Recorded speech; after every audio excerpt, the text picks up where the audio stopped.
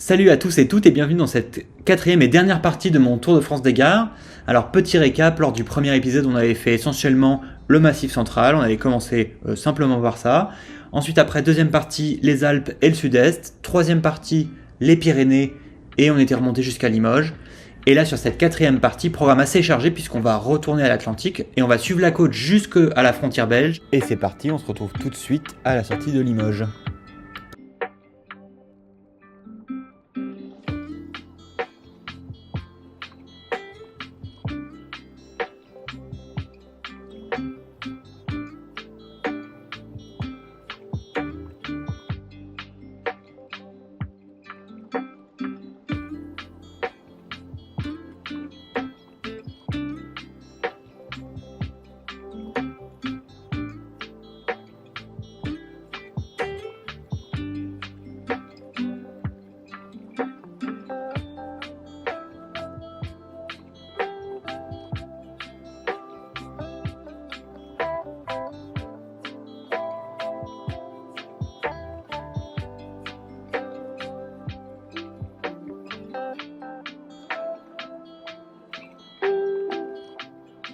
Alors deux gares sur ce trajet jusqu'à La Rochelle, d'abord la gare de Rochefort.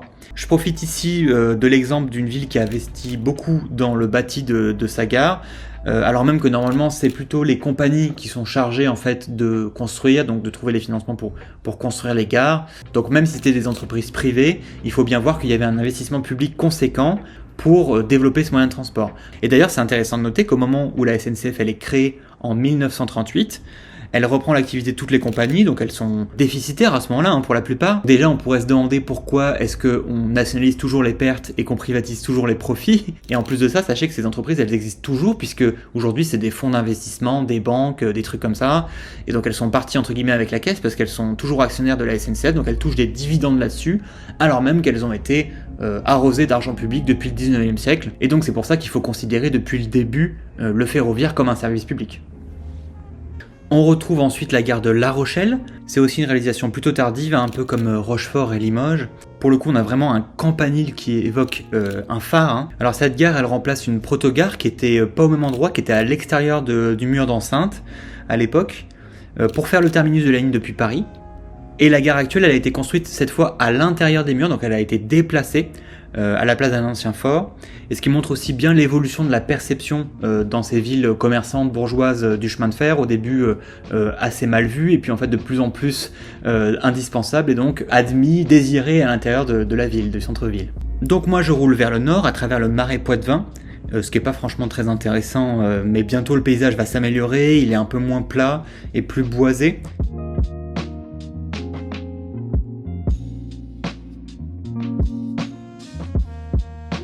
Ça commence à sentir vraiment la Bretagne là. Ensuite on passe la Loire, on arrive à Saint-Nazaire, et là c'est une gare qui a été reconstruite après la guerre, dans un modèle assez moderne, une forme qui évoque un petit peu une forme de paquebot. On enchaîne direct avec les deux gares de La Baule. D'abord La Baule-les-Pins, qui date de 1927, c'est un peu kitsch, c'est un espèce de pastiche de manoir un peu anglo-normand, donc c'est pas très local. Et puis il y a La Baule-Escoublac. Ces deux gares, elles sont un marqueur des premières stations balnéaires de l'époque, dont La Baule fait partie. Je traverse aussi les marais salants de Guérande, qui ont le bon goût d'être assez courts pour ne pas que je les trouve trop répétitifs. Et ensuite après je roule jusqu'à Vannes, et j'y prends un TER pour Brest, dernière gare de la journée. Alors Brest, c'est encore une gare moderne qui sort de terre en 1936 et qui rappelle un peu le style aérogare qu'on a vu dans la toute première gare du voyage, la gare de Dijon. Au niveau ferroviaire, Brest, c'est quand même une gare assez importante parce que c'est le terminus d'une ligne vraiment nationale, Paris-Brest, que la Compagnie de l'Ouest achève en 1865. On va en reparler dans toute cette partie bretonne de cette ligne parce que c'est vraiment l'épine dorsale de la Bretagne au niveau ferroviaire. Le descendant historique de cette ligne, en quelque sorte, c'est le TGV Paris-Brest qui emprunte une ligne grande vitesse, une LGV jusqu'à Rennes, et ensuite après elle emprunte cette ligne historique jusqu'à Brest. Comme je sais pas trop où dormir à cet endroit-là, je décide de continuer à rouler. Je poursuis un peu ma route de nuit jusqu'à Sizun et son petit camping municipal très croquignolet, ouvert la nuit, donc je m'installe. On en veut plus des campings municipaux comme ça. Alors ensuite, le lendemain, je coupe à travers l'intérieur de la Bretagne. J'ai des aperçus des monts d'Arrée.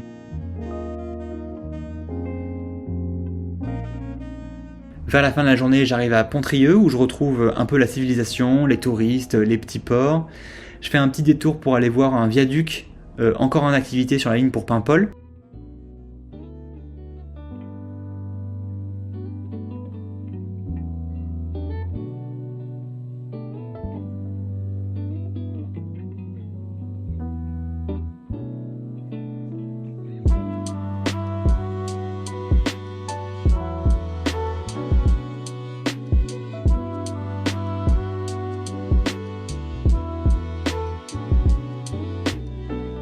Et je descends le Trieux jusqu'à Paimpol, où je visite la gare. Pour le coup, c'est une toute petite gare au bout d'une voie métrique qui la relie à Guingamp, qui est sur la ligne de Paris à Brest. Cette ligne, en fait, c'est un projet qui rentre dans ce qu'on appelait le plan Freycinet. C'était un projet politique qui visait à densifier un petit peu le réseau de lignes secondaires à partir de 1879, en complément des premières grandes lignes. Ici, c'est ce qui va constituer le réseau breton, qui a vocation à désenclaver cette région. Aujourd'hui, il reste que 2 lignes sur ce réseau, la Guingamp-Paimpol, et puis aussi la Carhaix-Guingamp. Ces 2 lignes, elles ont toutes les deux été converties en écartement standard pour que tous les TER puissent y passer.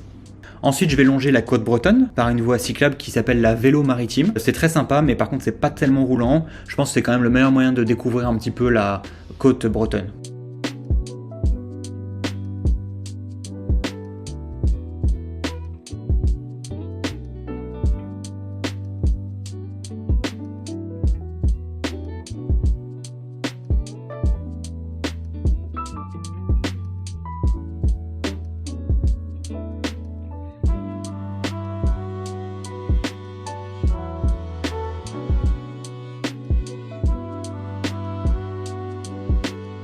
Alors j'arrive ensuite à Saint-Brieuc et cette gare qui est un peu en concurrence avec celle de Limoges sur les podiums des plus belles gares de France. On est revenu sur l'axe national de Paris à Brest et c'est une gare qui a été construite en 1931, donc un peu dans la même époque que Limoges et La Rochelle.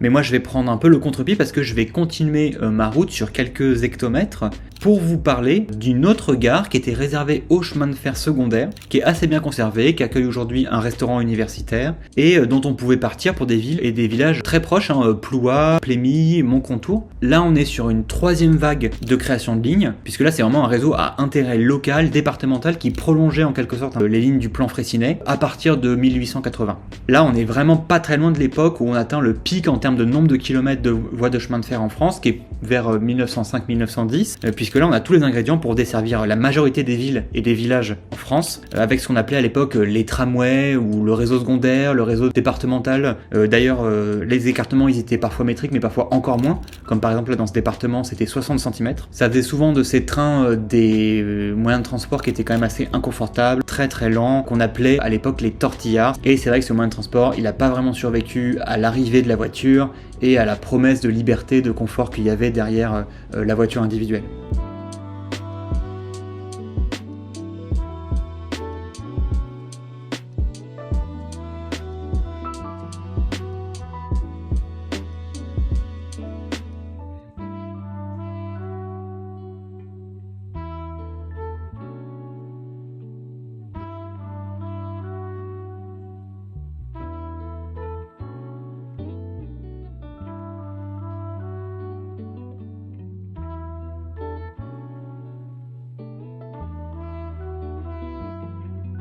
On va s'éloigner désormais des côtes bretonnes pour faire un détour à l'intérieur du département de l'Ille-et-Vilaine, avec quelques gares. Alors d'abord Dinan, qui est une gare très tardive, dont le bâtiment date de 1931, et ça joue à fond la carte du régionalisme, notamment avec ses petits détails de motifs bretons, la letrisquelle, ses fresques, son horloge.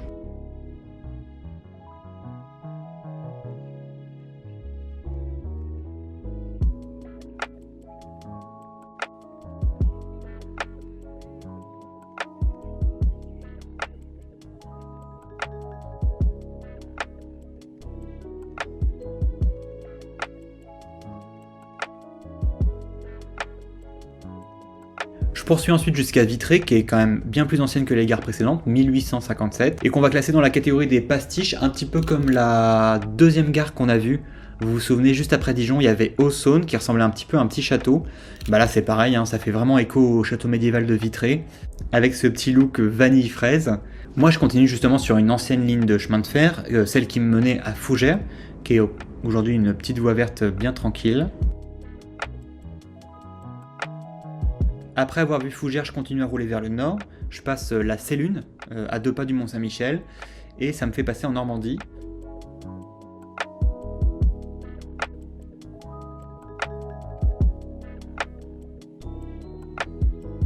Je vais découvrir ces magnifiques havres sur la côte normande. C'est tellement splendide là en fin de journée. On a une ambiance ici qui est tellement paisible et agréable que je décide de camper là, dans un petit camping.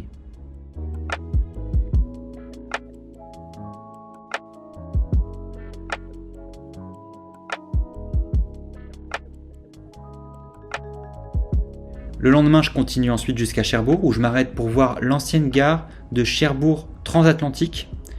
Alors c'est aujourd'hui la Cité de la Mer, mais à l'époque, le chemin de fer, forcément, il était très lié au transport maritime. On l'a vu à Sète, on l'a vu à Marseille, par exemple. Et d'ailleurs, au tout début du chemin de fer, il y avait des emprunts, puisqu'on ne parlait pas de gare, on parlait d'embarcadère. À l'époque, il n'y avait pas encore de bâtiments vraiment structurés.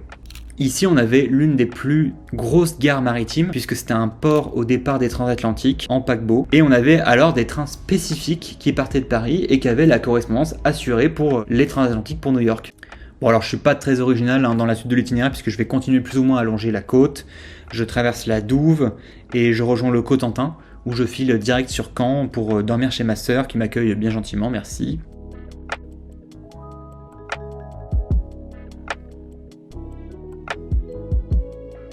Et puis la gare de Caen, c'est encore une gare style aérogare, donc comme Brest et Dijon. C'est une gare dont le bâtiment a été inauguré en 1934 et qui a survécu au bombardement. Je poursuis désormais le parcours dans le pays d'Auge avec Thomas qui m'accompagne, vers Cabourg et toute la côte jusqu'à Deauville-Trouville, où je m'arrête quelques minutes pour voir cette gare qui ressemble un peu à celle de La Baule qu'on a vue tout à l'heure, puisque c'est aussi une vieille station balnéaire, à l'époque où c'était accessible essentiellement en train, donc forcément une gare d'importance. Et là on est ici sur un style authentiquement anglo-normand, qui est bien plus local que tout à l'heure. La route se poursuit et passe par le marais Vernier qui m'a beaucoup marqué. C'est une zone humide très bien préservée avec des prés qui s'étendent tout en longueur là depuis le coteau, où on voit les habitations jusqu'à la Seine. Seine qu'on va suivre avec une véloroute qui suit le fleuve et les vergers. Beaucoup de panoramas, quelques bacs à prendre sur le fleuve. C'est un itinéraire qui va nous amener tranquillement à Rouen, où je dis au revoir à Thomas, merci de m'avoir accompagné pendant ces 2 jours. Et je vais prendre quelques photos de la gare de Rouen. C'est une ville extrêmement importante, Rouen, pour le transport de marchandises, avec son port énorme sur la Seine. Et du coup, ça a été un terrain de bataille assez important pour les compagnies, avec des voies de chemin de fer dans tous les sens, construites de manière un peu anarchique, avant l'émergence des grosses compagnies, qui vont mettre un peu d'ordre. Tout d'abord, il y a en 1943, donc quand même assez tôt, la première ligne vers Paris, avec sa gare rive gauche, et puis ensuite après on va construire le viaduc et la gare rive droite, qui permet de prolonger le voyage jusqu'au Havre. Et il faut ensuite ajouter une gare de la Compagnie du Nord, Rouen-Martinville, qui va vers Amiens en 1867, et également une gare de la petite compagnie du chemin de fer d'Orléans à Rouen en 1883, qui va être assez vite rachetée par l'État. On voit bien que tout ce petit monde voulait sa part du gâteau ici.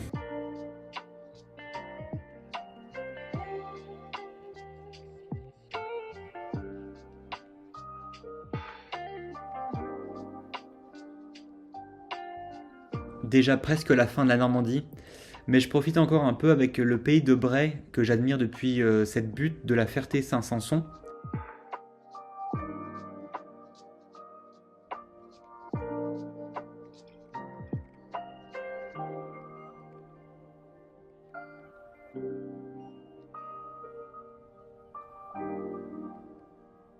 Et puis j'atteins bien vite Abbeville, dans la vallée de la Somme. C'est une gare de bifurcation où on peut aller vers Amiens dans un sens, vers Boulogne dans l'autre. Il y a une ligne vers Eux. On a un aspect très pittoresque ici avec cette dentelle picarde faite avec une ossature en bois qui est un vestige de l'époque de ce bâtiment de 1862 où on faisait encore des gares en bois. Moi j'y prends le train jusqu'à Boulogne-sur-Mer et puis je traverse les paysages du Boulonnais qui ont un côté très onirique là avec la petite brume du matin.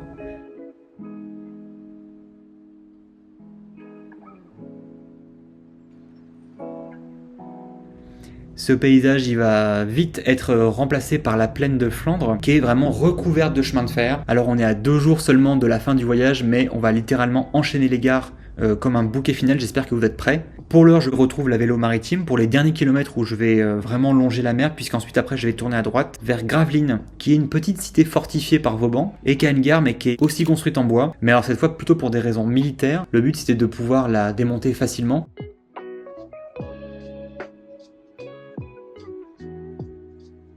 On va poursuivre le long de là jusqu'à Saint-Omer et sa gare qui est construite en 1904 sur une zone humide asséchée. C'est une assez grosse gare alors qu'elle avait que 2 lignes, dont celle de Boulogne qui est partiellement déclassée aujourd'hui. Alors je vais pousser un peu les kilomètres sur cette dernière journée. Je pense que j'ai un peu hâte d'arriver. 6 semaines ça commence à faire un petit peu long. Donc je passe quelques kilomètres en Belgique et puis je vais m'arrêter juste avant Roubaix pour ma dernière nuit. Le lendemain, dernier jour, mais énormes brochettes de gare qui sont une belle représentation de la Compagnie du Nord qui était l'une des plus rentables grâce à toute l'industrie de la région. On commence par Roubaix, une gare vraiment typique de cette compagnie dans son architecture dont on voit bien à travers l'ampleur l'importance du chemin de fer dans l'industrie de cette région. On continue tout de suite avec l'île Flandre, c'est le fer de lance de la Compagnie du Nord. Elle est construite en 1848. C'est la plus grande gare TER en dehors de Paris, la deuxième gare de province en fréquentation derrière Lyon-Part-Dieu. Et une anecdote connue, c'est qu'elle a emprunté pas mal d'éléments de décoration et même de pierres sur la première gare du Nord qui se trouvait à Paris. On change d'ambiance avec la gare de Lens. On a ici un bâtiment voyageur qui date de 1927, au parti pris résolument moderne, plutôt comme Brest et Dijon. On a ici des vérins hydrauliques qui permettent de maintenir les différents éléments de la gare, malgré les potentiels affaissements de terrain dus à l'activité minière. Donc c'est un peu comme à Saint-Étienne. Et on a également des belles références à l'histoire ouvrière de la ville à l'intérieur de la gare.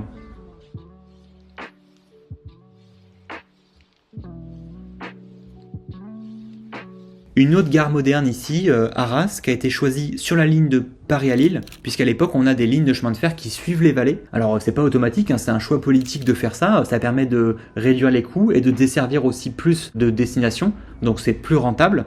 Mais on peut aussi faire le choix inverse, et d'ailleurs c'est ce qui a été fait pour les LGV, pour les lignes grande vitesse actuelles, qui coupent à travers les plateaux afin d'avoir des trains à grande vitesse.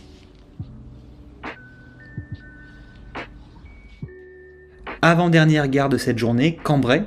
On a l'exemple d'une ville qui a été mise de côté justement du tracé de Paris à Lille, et donc il faut attendre 1850, donc 12 ans après l'ouverture de la ligne de Paris-Lille pour que Cambrai ait sa première gare, et pour le coup un modèle architectural un peu plus classique. Et je termine le parcours de cette journée et du voyage entier par cette dernière gare, la gare de Valenciennes. Et d'ailleurs c'est la plus ancienne du Nord, puisqu'elle date de 1842, donc c'est extrêmement tôt, elle a été ouverte par l'État, parce qu'elle permettait de connecter le bassin minier du Nord au réseau belge, et notamment à Bruxelles. Bien sûr c'était un autre bâtiment voyageur à l'époque, extrêmement sommaire, fabriqué en bois, et il faut attendre 1909 pour avoir la gare que vous avez sous les yeux. Et donc c'est un peu le moment de la conclusion pour moi. J'aurais bien aimé aussi passer par l'Est, qui a une histoire assez intéressante aussi, notamment quand l'Alsace-Moselle était en Allemagne. Mais bon, en 6 semaines, fallait faire des choix. La météo était pas spécialement avec moi sur la fin, donc j'ai décidé de couper cette partie. Mais je le regrette pas du tout, Déjà en 6 semaines, j'ai découvert plein de paysages différents, la topographie, la manière dont on a aménagé le territoire, en particulier durant toute cette époque du ferroviaire. Pour moi, ça a aussi été la confirmation d'une passion pour le voyage à vélo. J'en ai pas eu marre alors que j'ai roulé non-stop quasiment pendant 6 semaines. Donc j'espère que je vous ai transmis un petit peu cet enthousiasme pour le voyage à vélo et aussi pour l'univers du ferroviaire. Je sais pas si je ferai d'autres vidéos parce que forcément en 3 ans mon regard il a un peu changé. Je sais pas si j'apprécie toujours autant de prendre des photos, des vidéos, qu'est-ce que ça veut dire de faire un voyage pour soi, pour les autres. Mais c'est vrai que j'aime toujours autant découvrir des nouvelles choses et puis de les partager avec les autres, donc c'est possible qu'il y ait d'autres vidéos à l'avenir. En tout cas, en ce qui concerne le Tour de France des gares, c'est bel et bien fini. Merci encore de m'avoir encouragé, de m'avoir motivé, d'avoir commenté, d'avoir regardé jusqu'à la fin surtout. Et puis je vous dis peut-être à une prochaine, qui sait. En tout cas, d'ici là, portez-vous bien et vive le vélo!